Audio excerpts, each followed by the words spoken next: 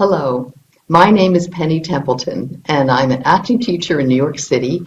I have my own studio on 38th Street between 8th and 9th Avenue, and I've been teaching for 25 years. It is my passion.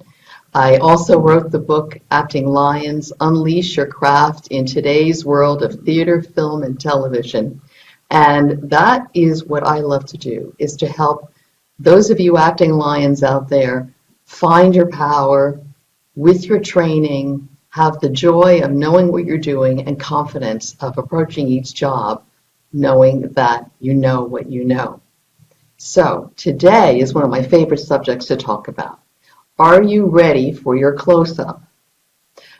Do you realize that there's a big difference between television and film? In fact, I like to call them two different planets. I know that most of you actors, and there are a lot of, I'm on actually my regular Facebook today because the option's not available now that I'm on my computer. So I'm going to be reposting this on the Penny Templeton Studio Facebook, which those of you that are on my regular Facebook, if you're interested in the arts and film and television and theater, you really should check it out and follow us because a lot of the things that we do are over on that site. So when I'm done with this episode, we're going to also paste it over on the Penny Templeton Studio. So there's some very interesting aspects to the differences between television and film. I always like to say that television is like a crisp white Pinot Grigio. You're sitting at home in your living room and you have the lights on in the room, you go for a cup of coffee, everybody's on their cell phones. So the television, the monitor has to compete for you. So there is more movement in television. Because the monitor is smaller, you may have a large monitor or even a TV screen, but it is quite different from a regular film where you pay to see a feature. Because you have to move slightly, you should always move for a reason, but you want to keep the attention of the audience going. And one of the examples I like to use is, for instance, if you watch Special Victims Unit, watch when they walk, when they're in the police station and one of the policemen walk down the aisle and all the officers are doing things at their desks. Somebody's on their phone, somebody's writing on a pad. This is an environment that's created that's evocative to keep you interested as they're starting with the further away shots until they continue into what's primary in the scene. So I think television is like a crisp white Pinot Grigio. The opposite for film. I believe that film is like a fine red wine that needs to be decanted. It needs to breathe.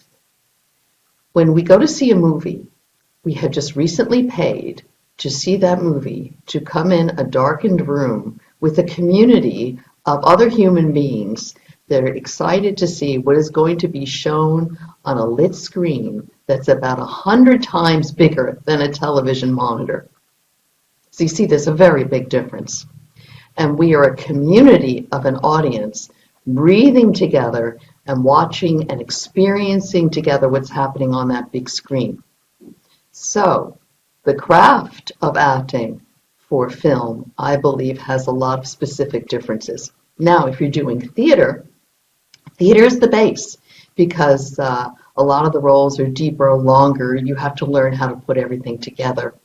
When you do film, you take that energy from theater and you pull it in, you pull it in, you pull it in, but everything has to be totally relaxed because it's enhanced about 100 times. So if you have tension in the face, it's going to block the sensory that wants to come out, and it's going to make it hard for the audience to appreciate and participate in the emotions that are going on with your character because tension gets in the way. It's huge. So a lot of the training for film is to relax, relax, relax. There are 3 different areas of tension of the face that Stanislavski talked about. And one of them is the temples, which I believe includes the lines that people have, the furrows on their forehead. That's one area of great tension for actors. Another area of tension is the top of the nose. And there are muscles underneath your eyes, and when you're tense, you squeeze your eyes shut. So that's a very big area for the actor to breathe and relax and to make sure that you release all of that tension that's under the eyes. And you'll never guess where the third area is, the whole mouth, because there's a great deal of tension in the lips, the jaw, the tongue. And I can remember my method teacher, Patty, taking us through a whole peeling away, relax your tongue, relax your teeth, relax your gums, just to release all of that tension. So you don't want a lot of tension when you're blown up on a big screen. But theater is a great base for film because you've got to have hot thoughts. There has to be worlds colliding inside of you. So if you're relaxed but nothing exciting's going on in there, who cares? So a lot of the building work and the deep digging is about finding those worlds on the inside. I like to say that if you pull down the mask on the face, what's going on the inside? Is it complex? Is it interesting? Because when you're blown up on a screen, your face becomes the stage. I'm going to repeat that. When you're blown up on the big screen, the actor's face or the character's face is like a stage. And just like a stage, you want to block your face and you want to allow it's like a scrim where everything's relaxed and we can see into the character's thoughts and feelings, brain and soul. So we want a lot of what I call soul talking. It's intimate, and we want the work to show what the human condition is. It's not so much about the words. And if it is about the words, a lot of times it's about what am I doing with the words and how do I really feel. You may say, I love you, but you may be scared of that person. So you may be saying those words, but you may be showing something else about your human condition. Or maybe you're bored with that person, and you'd be showing another side of that human condition. So that's what a lot of film acting is about.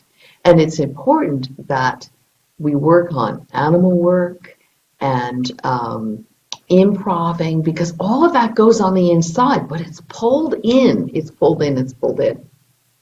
So the next thing I want to talk about are the planes of your face. So many times, film and TV actors, especially when they audition, like to engage the reader's eyes, and they do the whole thing to the reader. Well, you want to fill the frame. So you don't want to be just in the frame. When I'm working with actors on pilots, working for pilot season, which we're in now, they often have many, many pages of material, often 7, 8, up to 14, 16 pages. And they will be on that screen for 15 to 20 minutes as they go through their material. So you don't want your face like this for 15, 20 minutes because the camera and the monitor are only seeing you for that whole time. It's not cutting away to an environment or even another character or actor. So you have to find different ways to make the frame, fill the frame, and give it dimension. And so the planes of your face are very, very important. And I like the actors to think of your face as a sculpture. In fact, a couple of times a year, in fact, this month we're working on it, I put the actors in extreme close-up, not even showing their shoulders, and put lighting, really great lighting on them, and have all of the actors participate in expressing what they're seeing in that actor, as if they're a sculpture. Does that actor look like a conqueror? Are we afraid of him when we see his face? Is it a very classic face? What's our first impression? Just straight on. And then I have the actors slowly show the planes of their face as if looking around the numbers like the numbers on the face of a clock. because we have different sides to us. And if you were a beautiful bust of a sculpture and you were on a pedestal and lit beautifully, if we changed the lights, it would show different planes of your face. And so I think it's very important for actors to know the planes of their face so that when they're doing a movie, you can't move a lot, but you can be thinking something and you can look down and then you can bring your eyes up and show a different side to your face. Now, we all want the acting to be organic, but I hate to tell you, a lot of acting is planned, and one of the most important things is blocking. And when it comes to doing cinematic acting, acting for film, you have to pre-block where you're looking. Honestly, you have to pre-block where you decide to look for several reasons. You don't want your acting to be all over the place. So when you pre-block it, you don't have to worry about it and you just live within it, just like blocking for theater on a stage. Also, you have to match the shots. It's what is called continuity. And if you're looking in different places at different times, they're going to have a lot of difficulty editing and matching your shots, and some of your best work can just be left out. So watch great films and great actors, and you will see that their work is very clean and clear, just in a lot of the arts. A great dance, it's not muddy.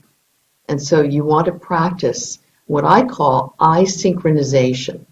So for instance, in the beginning of the scene, you come in and you're excited about something that's going on and you hear something that you're unsure of. So you think up about it because you want to express that that you're feeling uncomfortable and you don't know what's going on. And then maybe you make a decision, you look down and you come up and you tell that person your decision. And this is something that all the great actors do. Watch films, and if you turn down the sound, just like blocking for theater, if you just couldn't hear what they're saying, you should be able to understand the story. With the actor on film, you should be able to understand their journey to what they're feeling and thinking in a scene. With actor in a film, you should be able to turn down the sound and understand what they're thinking and feeling in a scene. So it's very, very important. And you can practice it. You can practice it on your computer. You can set up your video camera and practice on it. You can practice it on your cell phone. And then do a scene and then look at your work and keep refining it. Sometimes I have actors that really, they think, oh, it's all the same. And then I show it on a movie screen and they can see the difference. So you don't want anything to get in the way. You don't want eyebrows going up or nodding your head too much. You want it clean and clear. I always say you have a football field on the inside, and anything that you want to do, you don't want to just get rid of it because that'll freeze you up. But just put it on that football field on the inside. You can move as much as you want there, and that keeps your energy going in a good way without competing with the things that you need to bring out to an audience. So pre-block your shots, to match your shots, to have continuity, learn to do it ahead so you can forget about it. And a couple of ideas of, let me see if I, also work on your thinking underneath it, what I call soul talk, so that you have hot, interesting thoughts and feelings that are coming out to the audience underneath the words. There's a technique that I teach the actors that you can use. Let's see where it is. One of the things you can do is express yourself with your eyes. Now, the eyes are the windows to the soul. They truly are. So you never see actors with eyes half closed. Generally, they're down and then they're open. And it's very important to learn how to express yourself, to express your feelings and your thoughts through your eyes. Because after all, that's the last place on your face where all the energy comes out of is your eyes. And great actors know how to express their feelings through their eyes. So one of the things that I teach actors that they can do, for the actresses, they can take a fan. I'm going to need to move this down. There's a fan, and put it under your eyes and do a scene and express yourself with your eyes and see if your eyes are showing and making us feel what you want to express. If you look at all the great actresses and go on YouTube and look at their work, they learn how to do this. And I had one actress who was working on a role, and she said, "Oh, this is where I need to be, because then it expresses exactly what my character's feeling." And that made me realize that she was aware of the planes of her face and was comfortable with that work. So, and for the actors, you can use a bandana and just you can actually put it here and just film yourself with your eyes and check out your eye synchronization. You decide to look down and then you look up. You don't want the eyes half open. Also, you need to find the position for your eyes, just like a dance position.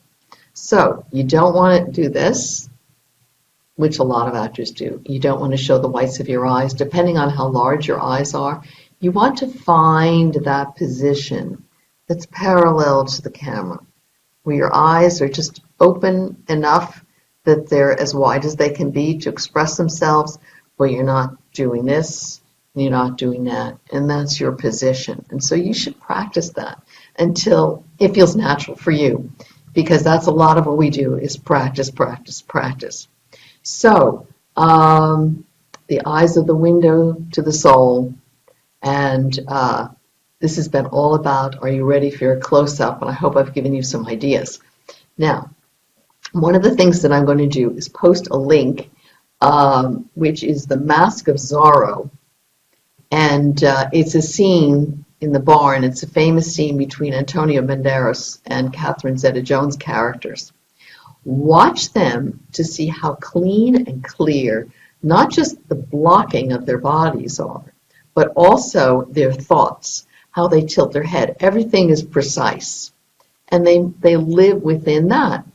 Also, when the actor is across from you, you want to share your eye, the closest eye, to the camera, because after all, you're the audience. You've paid to see us.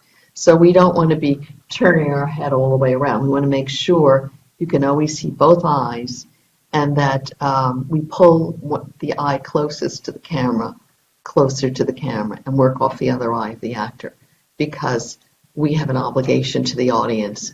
And the energy from the other actor, we can still work off of that.